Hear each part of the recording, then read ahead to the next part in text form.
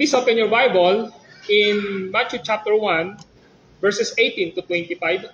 Matthew chapter 1, verses 18 to 25. And this is the first account of Christ's birth sa banal na kasulatan. Of course, mas maliwanag na makikita natin in Matthew and Luke na magandang naipresenta nila yung account ng kapanganakan ng ating Panginoong Jesucristo o paglilihi ng Panginoong Jesus sa pamamagitan ng Espiritu Santo. Once again, Mateo chapter 1, mga versikulo 18 hanggang versikulo 25. Puntahan na po natin yon. Ganito ang pagkapanganak kay Jesucristo. Si Maria na kanyang ina at si Jose ay nakatakda ng pakasal. Ngunit bago sila nakasal, si Maria ay natagpuang nagdadalang tao. Ito ay sa pamamagitan ng Espiritu Santo. Isang taong matuwid itong si Jose na kanyang magiging asawa. Ngunit ayaw niyang mapahiya si Maria, kaya ipinasya niyang hiwalayan ito ng lihim. Samantalang iniisip ni Jose ito, napakita sa kanya sa panaginip ang isang anghel ng Panginoon. Sabi nito sa kanya, Jose, anak ni David, huwag kang matakot na tuluyang pakasalan si Maria sapagkat siya'y naglilihi sa pamamagitan ng Espiritu Santo. Manganganak siya ng isang lalaki at ito'y papangalanan mong Jesus sapagkat siya ang magliligtas sa kanyang bayan sa kanilang mga kasalanan. Nangyari ang lahat ng ito upang matupad ang sinabi ng Panginoon sa pamamagitan ng propeta. Maglilihi ang isang dalaga at manganganak ng isang lalaki at tatawagin itong Emmanuel. Ang kahulugan ay kasama natin ang Diyos. Nang magising si Jose, sinunod niya ang utos ng anghel ng Panginoon. Pinakasalan niya si Maria, ngunit hindi ginalaw ni Jose si Maria hanggang sa maipanganak nito ang isang sanggol na lalaki na pinangalanan niya Jesus. Ang ating pong sermon title sa umagang ito, Jesus' birth is the fulfillment of God's covenant for the salvation of elect sinners. Sa Tagalog po, ang kapanganakan ni Jesus ay katuparan ng tipan ng Diyos para sa kaligtasan ng mga makasananang hinirang. Si Matthew ay pinipresent niya dito na Jesus Christ is King. Siya po ay hari. At ang generally speaking, ang kanyang recipient nito ay mga Hudyo, mga Jew. Alam natin na ang mga Hudyo po ay hindi ho naniniwala sa ating Panginoong Jesucristo na Jesus is the King or the Messiah or equal to God the Father. Hindi ho sila naniniwala. Dahil ang mga Jew po, ang mga Hudyo, naniniwala lang po na mayroong isang Diyos at yun nga ay ang Diyos Ama. Hindi ho sila naniniwala sa doktrina ng triunity na si Jesus ay equal sa God the Father. Hindi ho nila pinaniniwalaan yun. So ang purpose ni Matthew kung bakit niya isinulat sa kabuuan ng libro ng Mateo, and specifically itong passage natin sa Kabanatang 2 at sa mga susunod pang pag-aaral natin dahil ito po ay series na ating aaralin hanggang matapos po yung month of December, upang ipakita niya na ang pagdating ng ating Panginoong Jesucristo ay nagpapatunay na ito ay hindi basta nangyari lang, kundi ito ho ay isang plano ng ating Panginoong Diyos na kanyang pinangako doon sa lumang tipan na nagkaroon ng fulfillment, katuparan doon sa kapanganakan ng ating Panginoong Jesucristo. And actually, this is the virgin birth of Jesus Christ. Nangangahulugan ito na yan ang gustong ipakita ni San Mateo nang kanya pong isulat itong book of Matthew. Now, kung ating titingnan, may question is here. Bakit kailangan mo na maunawaan na ang kapanganakan ng Jesucristo ay katuparan ng pangakong tipan ng Diyos. So this is the covenant promise, covenant o covenant promise ng ating Panginoong Diyos. Ibig sabihin, maliwanag na kailangang matupad ang pagkakatawan tao ng Diyos. Dahil ito ay pinangako na sa lumang tipan. Now, this is my answer. Kung titingnan natin sa verse 17, ano ang sabi ho ng Matthew 1:17? Now, listen. 1:17, sa makatwid, 14 ang salinlahi mula kay Abraham hanggang kay David. 14 mula kay David hanggang sa pagkakatapon ng mga Israelita sa Babylonia. At 14 din mula sa pagkakatapon sa Babylonia hanggang kay Kristo. So just imagine the genealogy o yung pagkasunod-sunod, yung genealogy, yung pagkasunod-sunod, pinirisinta ni Matthew eh. Ang presentation ni Matthew sa verse 17, Abraham hanggang sa ating Panginoong Jesucristo. And actually, this is a 42 generation from Abraham to Jesus Christ. Nakita nyo, 4 na dalawang henerasyon mula kay Abraham hanggang sa pagdating ng ating Panginoong Jesucristo. Now, kung ating titingnan, this is coming from Genesis chapter 17, verses 6 to 7. Kung inyong titingnan, nabanggit dito si Abraham sa verse 17, and Abraham mentioned first in Genesis chapter 12. Sa Genesis chapter 12, doon natin makikita si Abram. Hindi pa po siya Abraham. Abram. Pero pagdating ng Genesis chapter 17, Abraham na po siya. Why? Dahil pinangako na ng Diyos na mayroong magiging hari sa kanyang inapo. That's why in Genesis chapter 17 verse 6, ang sabi ron, at may magiging hari sa kanila. So sabi ni God, sabi ni Yahweh, mula kay Abraham, mayroong magiging hari. At ang verse 7 naman ng Genesis chapter 17, upang maging Diyos mo at ng iyong binhi. So yung king na yon, na hari na yon, in Genesis chapter 17, verse 6, na sinasabi niya, pagdating ng verse 7, kinlaro na ni Yahweh, upang maging Diyos mo at ng iyong binhi. Now, this is my point. In verse 6, ng Genesis chapter 17, ang hari o king at ang binhi, na sa English ay seed, may kahulugan na descendant o inapo. Now, binabanggit din dito sa salitang hari, binhi, o yung tinatawag na seed o descendant, na ang ibig sabihin, yung magiging descendant o inapo na hari na yon have moral quality, a practitioner of righteousness. So sinasabi ngayon na itong magiging hari na ito yung magpapairal ng katwiran because he is a righteous. Siya ay matwid. Now mga kapatid, tingnan nyo yung verse 20 ng Matthew chapter 1. Sabi ron, samantalang iniisip ni Jose ito, mababanggit natin yung salitang Jose.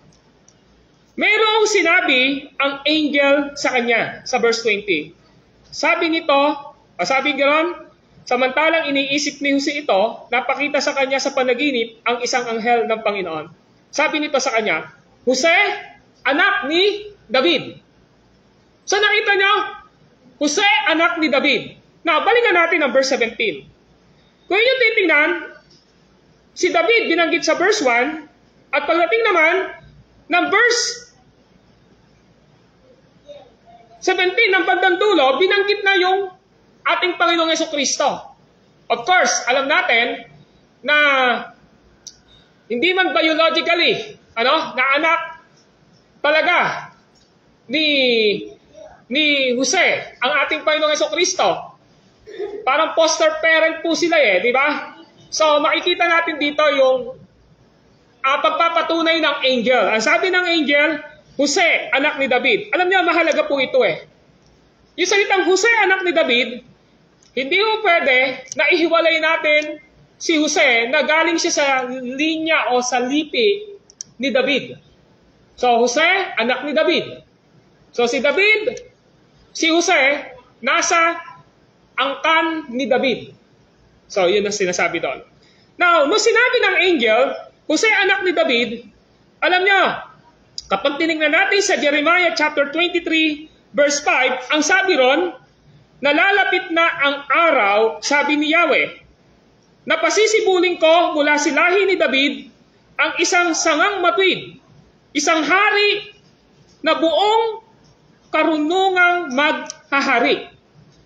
So, pag tinignan ninyo itong Jeremiah 23 verse 5, ang tinutukoy rito ay walang iba kundi ang ating Panginoong Hesukristo. Ang ating Panginoong Hesukristo ang tinutukoy dito. Ang sabi ron, isang sangang matuwid. Nakita nyo? Isang sangang matuwid, isang hari. Now, the word sanga sa English ay literally means branch, na ang kahulugan nito ay growth, lumalago. Okay? Or literally, sprout, o tinatawag na sisibol. At ito ay ginagamit sa mga sinaunang panahon na mayroong paggamit sa kahulugan na to describe the rightful heir to the throne. Ang ibig sabihin daw po, nung binanggit yung Jeremiah 23, yung salitang sanga, simple lang ang ibig sabihin ito. Ito ay nagsasalarawan ng isang tagapagmana, tamang tagapagmana, na ano? Na luluklok sa trono. So sa Jeremiah chapter 23 verse 5, yung branch, yung tinatawag na sangang ito, wala pong iba, ang luluklok sa trono ay walang iba kundi ang ating Panginoong Hesukristo. Makikita niyo po yan sa Jeremiah 33:15, Isaiah chapter 4 verse 2, Zechariah chapter 3 verse 8, and chapter 6 verse 2. Itong tagapagmanang ito, ideally, ay king, hari. Siya na hari na ito ay magiging napakarunong at gagawin niya ang pinaka tama at matuwid. In the New Testament, Jesus is king. That's why in the book of Matthew, si Matthew pinipresent niya dito sa book of Matthew na Jesus Christ is the King of the Kings. Kaya dito yung makikita nyo, Jesus, hari ng mga Hudyo. So kung ating titingnan ngayon, maliwanag na itong nangyayaring ito na pinapahayag ng Anghel Gabriel kay Jose ay nagpapakita na itong mga pangako ng Diyos sa lumang tipan ay nagaganap.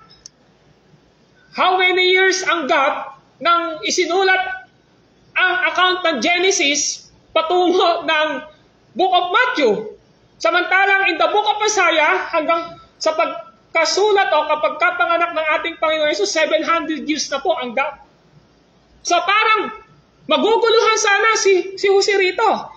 Pero ang sabi ng anghel sa verse 22, now listen, in verse 22, para si Jose ay hindi maguluhan, si Jose ay maniwala, nagbigay ng patunay ang Anghel Gabriel. Ano ang patunay ng Anghel Gabriel? Nangyari ang lahat ng ito upang matupad ang sinabi ng Panginoon sa pamamagitan ng propeta. So sabi ngayon ni Anghel Gabriel, para mas maniwala ka pa, itong nangyayaring ito, katuparan nito ng mga isinulat ng mga propeta. Basta hindi lang nagsalita ang Anghel Gabriel ng pinasasabi ng Diyos sa kanya, kundi nagbigay siya ng ebidensya na ang nangyayari ngayon, dahil involved si Jose at saka si Mary. Isipin mo, hindi pa po ikinakasal. Tapos natagpuan ni Jose Aba, ba't nabuntis itong asawa kong ito? Hindi ko naman ginagalaw. So, naguguluhan na siya. So, para hindi siya maguluhan, dahil nasa lineage siya ni David, ang sinasabi ngayon ng anghel, o para mas maniwala ka, parang pag pinaraplace natin at tinagdagan natin ng pagpapaganda ng kwento, ang sabing ganon, yung lahat ng nangyayari na yan ay katuparan ng mga pangako ng Diyos sa lumang tipan sa book of Isaiah. So, sabi rito sa verse 23, nangyayari ang lahat ng ito upang matupad ang sinabi ng Panginoon. Sa pamamagitan ng propeta, si Jesus ay pinapakita dito sa verse 22 na laman ng lumang tipan. So Jesus Christ is the center message of the Old Testament. Kaya nga sabi ng Luke chapter 24 verse 44, ang sabing ganon, ako ang laman ng sulat ni Moises, sa sulat ng mga awit, at sa sulat ng mga propeta. Alam natin, pagka kay Moises, this is the Pentateuch, from Genesis to Deuteronomy, tapos Book of Psalms, di ba? Book of awit ng mga awit, and then prophet, this is a minor prophet and major prophet. So even Jesus Christ, when He was resurrected, in Lucas chapter 24 verse 44, in-affirm niya na ako ang mensahe, ako ang laman ng lumang tipan. So maliwanag yon na pinapakita ngayon sa atin na ang kaganapan sa pangyayaring ito sa account ng chapter 1 sa kapanganakan ng ating Panginoong Hesus ay nagpapakita na ito ay tipan na naganap from Old Testament and going to the New Testament. Now, sa pagpapatuloy natin, nakita natin ang tanong ko, bakit kailangan mo na maunawaan na ang kapanganakan ni Kristo ay katuparan ng pangakong tipan ng Diyos? Number 1, sapagkat ikaw ay naligtas sa pagkakatawang tao ng Diyos na ang pangalan ay Jesus. Ulitin ko, sapagkat ikaw at ako ay naligtas sa pagkakatawang tao ng Diyos na si Jesus. Now, tingnan natin ang verse 20 to 23 ng Matthew chapter 1. Matthew chapter 1 verses 20 to 23. So, ang sabi ko rito sa verses 20 to 23 ay ganito. Samantalang iniisip ni Jose ito, napakita sa kanya sa panaginip ang isang anghel ng Panginoon. Sabi nito sa kanya, Jose, anak ni David, huwag kang matakot na tuluyang pakasalan si Maria. Ano sabi ron? Sapagkat siya'y naglilihi sa pamamagitan ng Espiritu Santo. Manganganak siya ng isang lalaki at ito'y papangalanan mong Jesus sapagkat siya ang magliligtas sa kanyang bayan sa kanilang kasalanan. Nangyari ang lahat ng ito upang matupad ang sinabi ng Panginoon sa pamamagitan ni propeta. Verse 23, maglilihi ang isang dalaga at manganganak ng isang lalaki at tatawagin itong Emmanuel, ang kahulugay kasama natin ang Diyos. Now listen, sabi ng magandang balita Biblia, siya'y naglilihi sa pamamagitan ng Espiritu Santo. Pero ang sabi ng ang bagong Biblia, ang ipinaglilihi niya ay mula sa Espiritu Santo. Now, napakahalaga na maintindihan natin itong mga salitang ito. Siya'y naglilihi sa pamamagitan ng Espiritu Santo, ang ipinaglilihi niya ay mula sa Espiritu Santo. Of course, the natural way o method para ang isang tao ay panganak, alam natin na ito ay kailangang dumaan sa pagsasama ng dalawang binhi upang maging zygote o tinatawag nating bata. Kailangan yon. Pero pinapakita rito ng salita ng ating Panginoong Diyos, this is the virgin birth of our Lord Jesus Christ. Walang nangyari. Now, tinignan ko ang isang commentator na ang pangalan niya ay si John Gill sa kanyang commentary on Matthew chapter 1 verse 20. Now listen. For that which is conceived in her, si Mary, yung her dito si Mary, is of the Holy Spirit, means Mary has not been guilty of any criminal conversation with men. So wala daw kasalanan si Mary na nakipagtalik siya sa ibang lalaki kasi nagigilty nga si di ba? This conception of Mary is of the Holy Ghost and entirely owing to His coming upon her and overshadowing her in a wonderful and miraculous manner. As say, the angel not only encouraged Joseph after this manner, but delivers something to him by way of prophecy in the following verses. So para sinasabi rito ngayon ni John Gill, walang kasalanan si Mary. Dahil hindi siya dapat mag-guilty, hindi rin dapat mag-guilty si Joseph. Dahil pinapakita niya rito na itong pinaglilihi ni Maria ay walang iba kundi ang ating Panginoong Hesukristo. Na para mas maliwanagan natin ang sabi ni John MacArthur ay ito, and I quote, "This is the great reality of the virgin birth. There was no human father. This is the birth of God in human flesh. He is both man and God. And that's why, for example, in the Old Testament, He called Semak, Hebrew word Semak, which means the branch, meaning the branch of David. He is the offspring of David and He is the offspring of God." So mapakaliwanag na sinabi ni John MacArthur dito na itong kapanganakan ni Hesukristo ay nagpapakita na wala siyang nanay, wala siyang tatay. In a sense. Of course, in reality, he had a foster parent dahil nga kay Jose, kay Maria na nag-alaga sa kanya, pero yung kanyang kapanganakan ay nagpapakita ng kanyang deity, nagpapakita ng kanyang pagiging Diyos. Dahil alam niyo bakit ho? Kung ating titingnan, kung si Jesus ay nanggaling mismo sa binhi, when I come to binhi, pag sinabi kong binhi, doon kay Jose, tapos galing kay Mary, nagsama, ay di naging baby po, di ba? Magiging baby, pag nagsama yan, magiging baby. Tama po ba? Ngayon, kung ganun yung nangyari, ang ibig sabihin po nun, si Jesus makakamana ng kasalanan. Tama po ba? Kaya nga ang nangyari, wala pa pong nangyayari kay Mary at kay Jose.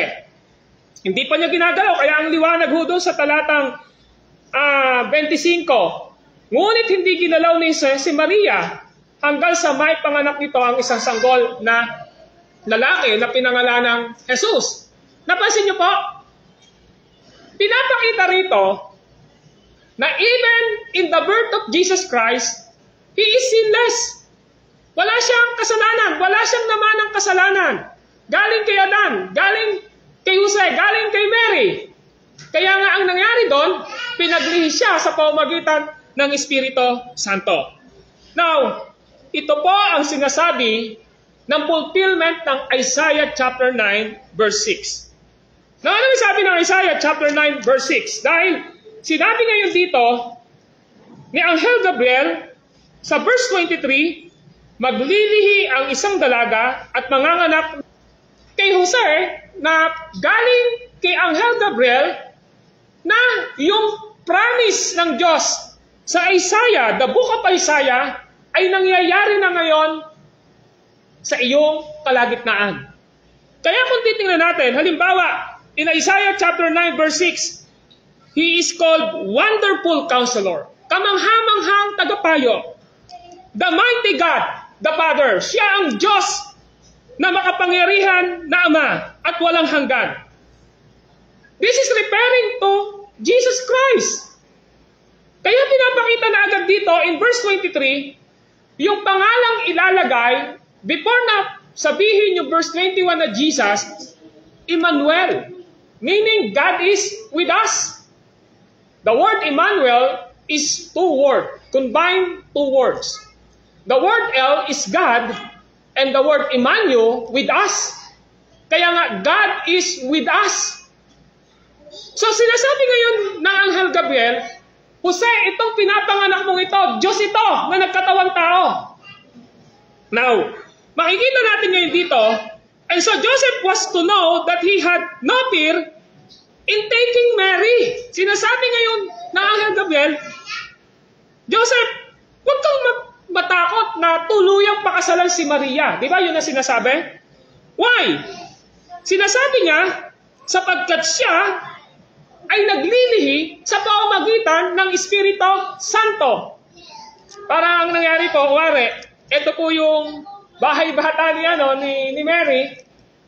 Ang nangyari po, inilagay lang po yung Jesus, doon sa sinapupunan ni Mary ng banal na Espiritu. Tapos, kailangan niya kasing magkatawang tao at nang nangyari, kailangan niya na maging dumaan siya sa proseso ng pagiging tao. So, ibig sabihin, parang naging test tube, lang. Nilagyan lang yung ni Mary. Di ba? So, ano ibig sabihin nito?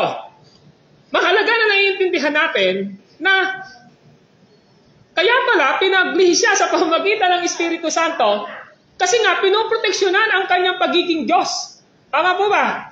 Yung pagiging God ni Jesus, kaya Emmanuel. Now, Jesus had no inherited sin from Adam. That is my point. Amen? Jesus had no inherited sin from Adam. This is the point. Wala hong naman ang kasalanan si Adan. Si Jesus kay Adan. Okay? Now, para mas lumiwanag ito, tiningnan ko po ang Heidelberg Catechism, Lord's Day 14, question and answer 35 na naisulat noong 1563. And I quote, this is the question. Ano ang kahulugan ng siya ay pinaglihi at ipinanganak ni Birheng Maria sa pamamagitan ng kapangyarihan na banal na Espiritu? Usually, 1563 pa lang, tinatanong na ito, bakit nga ba? Ano ba ibig sabihin? Ano ba yung kahulugan? At napakahalaga na maunawaan natin na ipinanganak siya ni Birheng Maria sa pamamagitan ng kapangyarihan ng banal na Espiritu. Now, this is the answer. Na ang walang pasimula at walang hanggang anak ng Diyos, na siya na rin naman at namamalaging tunay na walang pasimula at walang hanggang Diyos. John 1:1. Okay? Tuloy ko po. At ang sabi po, ay nagkaroon ng isang tunay na katawang likas na tao sa pamamagitan ng pagkilos ng banal na Espiritu. Makikita natin yan sa Luke 1:35. Mula sa laman at dugo ni Maria. Hebrew chapter 2, verse 14. Bakit po mula sa dugo at laman ni Maria? Kasi doon siya nabuhay Tama po ba?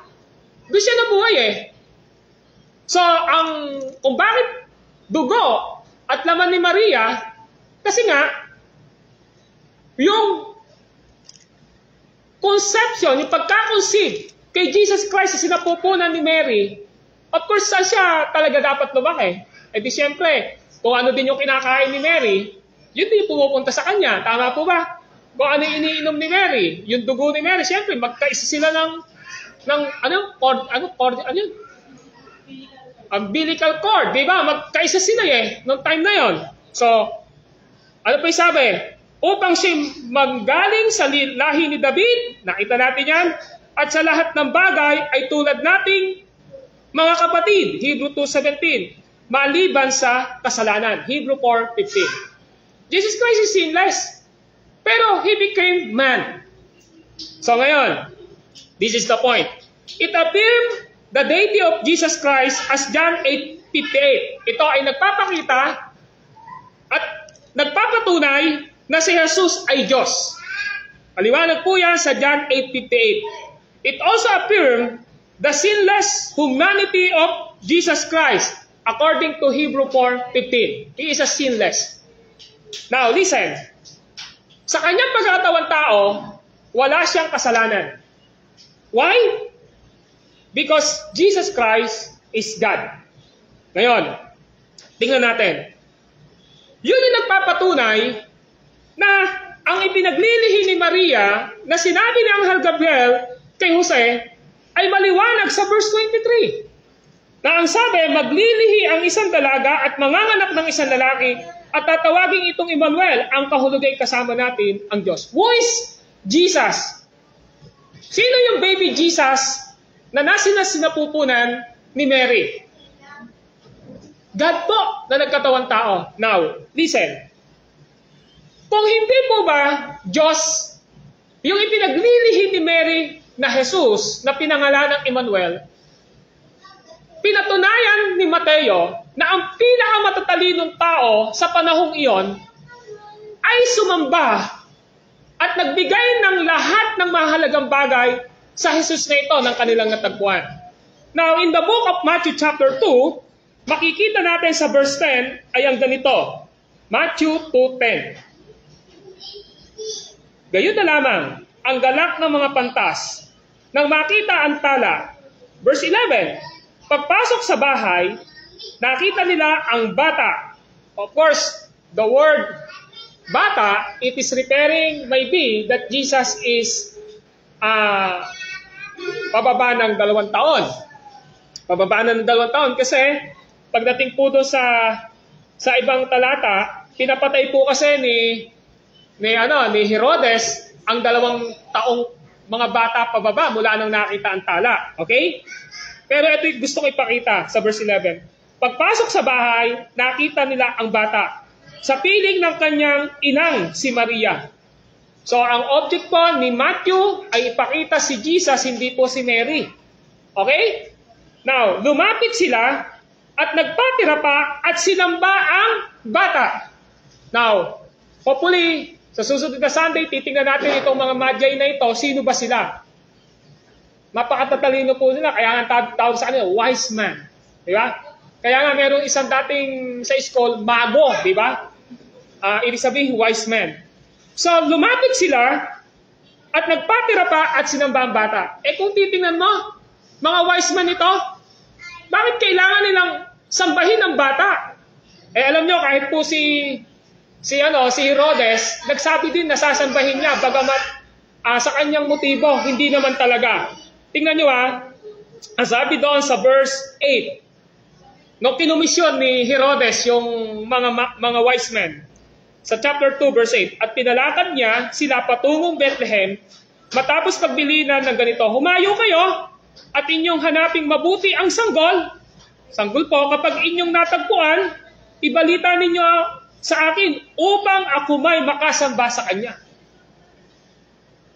So if you notice, why Herod and the wise man, sasambahin nila ang batang ito? Dahil alam nila, pinaliwanag ng wise man kay Herod na itong pinanganak na ito, Messiah ito.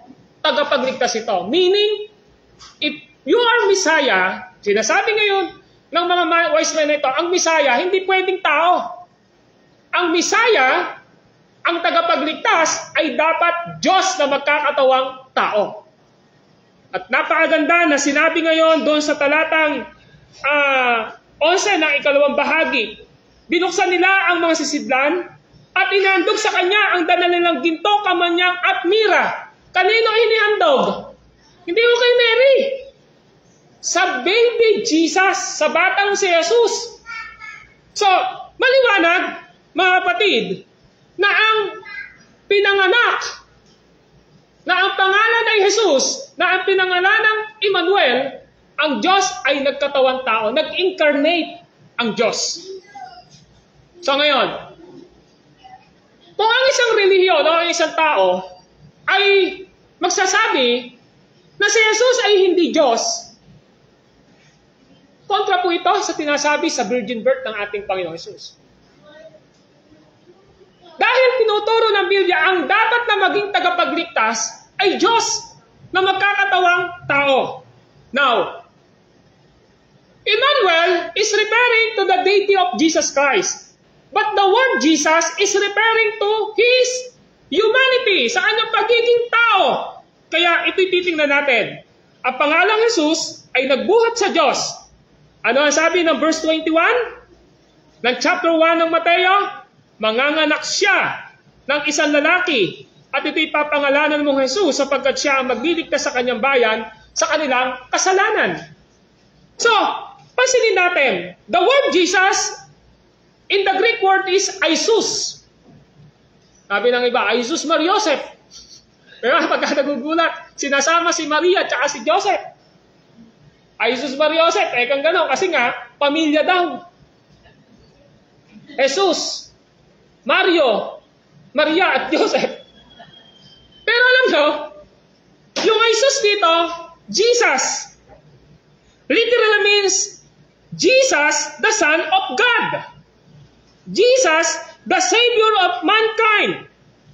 God incarnate. Ang salita pong the Son of God, in John chapter 1, verse 18, John calling Jesus Divine Son. Siya lang ang nag-iisang anak ng Diyos, bugtong na anak ng Diyos. Hindi yung si Kibuloy. Di ba si Kibuloy, sabi niya, Son of God daw po siya? Hindi yung si Kibuloy. There is only one Son of God, and He is a God. At sino daw yan? Ang sabi po, ay walang iba, kundi si Jesus.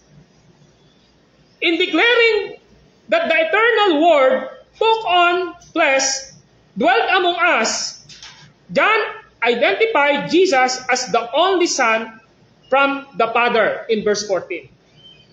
Di ba sabi ng John 1? Nagkatawan tao ang salita at siya'y nanirahan sa piling natin. Ano ibig sabihin na? John 1:1, sa pasimula pa naroon na ang salita. Kasama ng Diyos ang salita at ang salita ay Diyos. So pinakikita ngayon dito na ang salitang the only Son from the Father in verse 14, ang salita pong ito ay galing sa Greek word na monogenes, has been translated only begotten Son. Alam niyo ba, pag sinabing only begotten Son, kapag sinabing monogenes, si Jesus Christ daw ay kapantay ng Ama. Kaya iisang Diyos, monogenes. Iisang Diyos. Kaya kapag tingnan natin, isa tang mono, isa.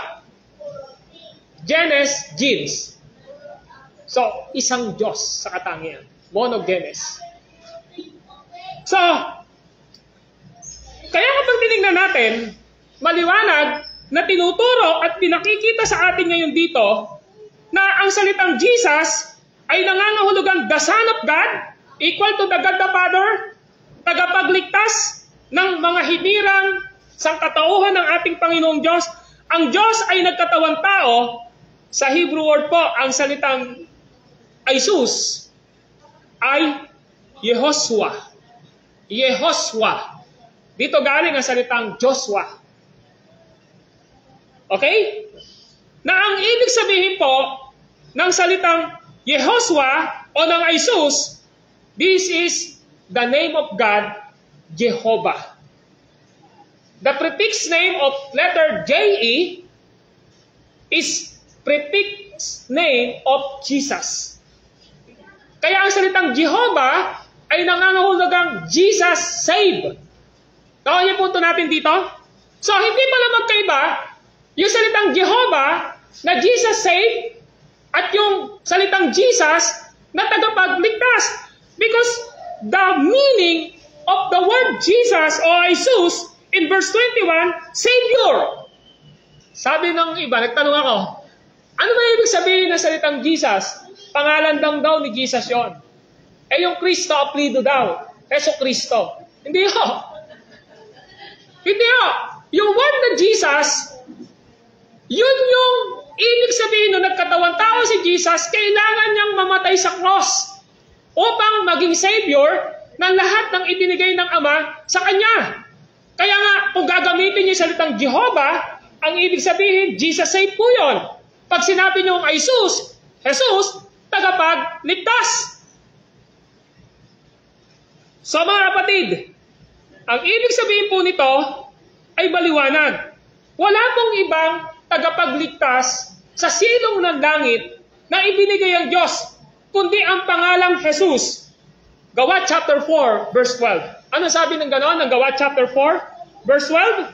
Sa Gawa chapter 4, verse 12, kay Jesucristo lamang matatagpuan ang kaligtasan, sapagkat sa silong ng langit ang kanyang pangalan lamang ang ibinigay ng Diyos sa ikaliligtas ng tao. Tingnan po natin ang John 1:29. Ano sabi ng John 1:29? Sabi ko ng John 1:29 ay ito. Now listen. Kinabukasan, nakita ni Juan si Jesus na lumapit sa kanya. Sinabi ni Juan, narito ang kordero ng Diyos na nag-aalis ng kasalanan ng sanlibutan. Who is the Lamb? Jesus Christ. Sabi nga, narito ang kordero ng Diyos na nag-aalis ng kasalanan ng sanlibutan. So, ibig sabihin, if Jesus is typology of the lamb or the sheep, alam natin, in Old Testament, the sheep ay ino-offer po saan? Ng mga tao nagkakasala sa templo. So, Jesus is the Lamb of God na siyang naglilinis at nag-aalis ng ating kasalanan. Sa John chapter 10, verse 11 to 15, ano sabi ron? I will offer my life to my sheep. Iaalay ko ang aking buhay para sa mga tupa. So, maliwanag. Now listen. The word Jesus, the word Jesus means Savior. And this is referring to the pagiging tao ng ating Panginoon Jesucristo. Kasi hindi naman siya pwedeng mamatay kung mananatili siyang Diyos eh. And the purpose why God became man is clear in Philippians chapter 2, verse 6 and 11. Ay sabi ron, na bagamat siya Diyos, hindi niya ipinilit na maging kapantay ng Diyos. Bagkus sinubad niya ang katangian ng pagka-Diyos, namuhay ng isang alipin o hanggang kamatayan sa cross. So, napakalinaw na ang Diyos ay nagkatawang tao at sa kanyang pagkakatawang tao, pinakita niya ron na kailangan niyang mamatay sa cross.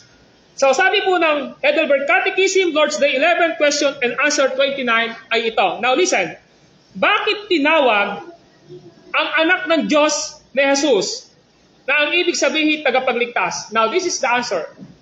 Sapagkat iniligtas niya tayo sa ating kasalanan. So yun yung pinaka-purpose. Bakit daw pinangalanan siyang Jesus? Simple lang. Para maging tagapagligtas ng ating mga kasalanan. Ang kaligtasan ay hindi masusumpungan kanino man. Walang saysay ang maghanap at umasa ng kaligtasan kanino man. Nabasa natin sa Gawa chapter 4, verse 12. Walang ibinigay sa silong ng langit na pangalan sa sukat na ikaliligtas natin maliban sa pangalan ng ating Panginoong Hesus. Now, listen to Charles Spurgeon. Sabi ni Charles Spurgeon ay ito. Charles Spurgeon pointed out that since the Father is the best, most appropriate name possible,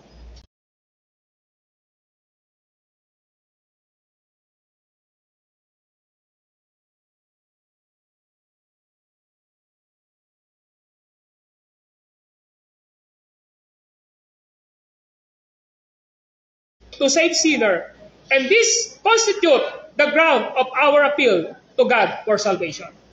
So ang linaw na sabi ni Charles Spurgeon, ang sabi niya, ang Diyos ang talagang nakakaalam kung sino ang kanyang anak.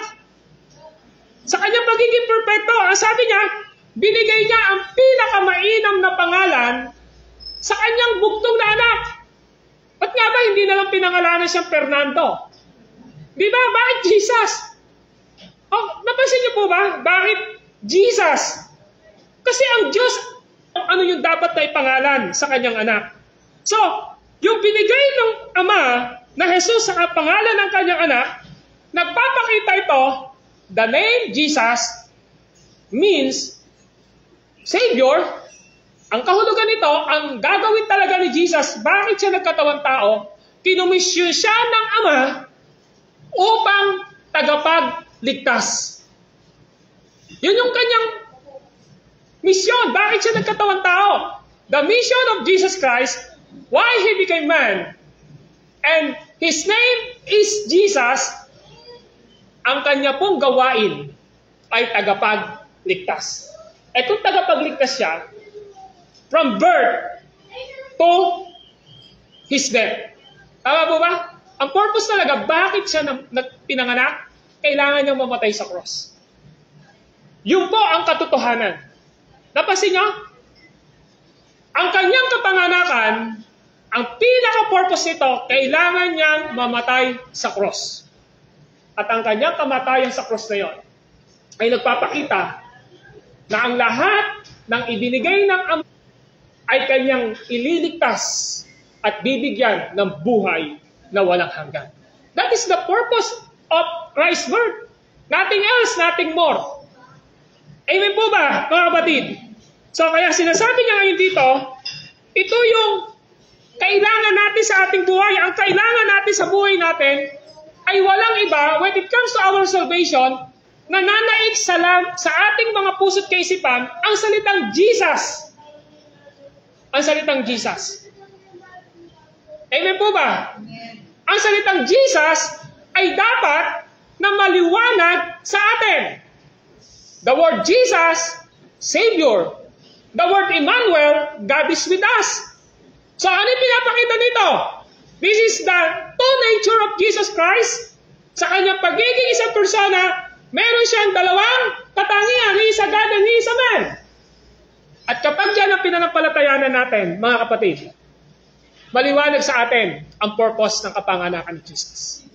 At kapag tinanggap natin sa ating mga sarili na si Jesus ay Diyos at si Jesus ay man, we have salvation.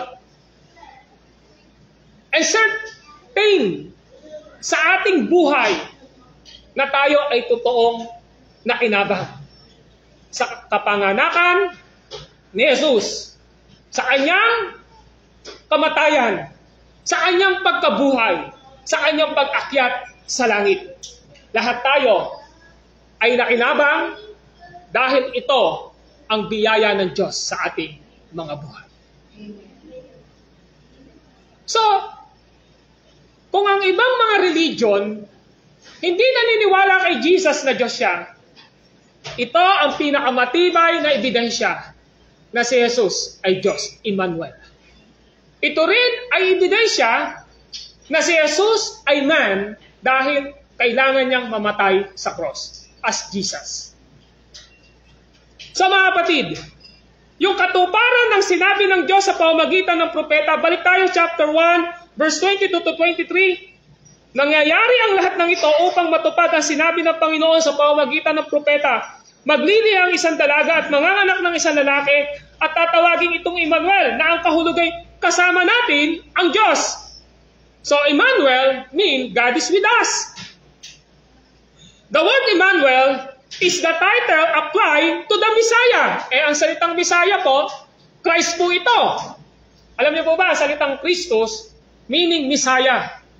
Ang salitang Messiah, Savior. Okay? The Messiah born of the Virgin because Jesus is God united with man and showed that God was dwelling with man as John 1:14 says. Nagkatawan tao ang salita at ninirahan sa piling natin. Now, I want to appeal in Isaiah chapter 7 verse 14. Please open your Bible. It is a symbolic and prophetic name of Messiah, the Christ, prophesying that He will be born of a virgin and will be God is with us. Now open in Isaiah chapter 7 verse 14. Sabi po ni nasalita ng Diyos through propeta Isaiah, ang sabi niya ay ganito. Kaya nga ang Panginoon na rin ang magbibigay ng palatandaan. Maglili ang isang dalaga at manganganak ng lalaki at ito'y tatawaging Emmanuel. God is with us. Ngayon, ang tanong natin, sino ito? Punta po tayo sa Isaiah chapter 9, verse 6. Isaiah chapter 9, verse 6. Ang sabi po rito, sapagkat ipapanganak ang isang sanggol na lalaki, at siya ang mamamahala sa atin, siya ang kahangahangang tagapayo, at ano siya? Makapangyarihang Diyos, walang hanggang Ama, ang prinsipe ng kapayapaan. And this is referring to Jesus.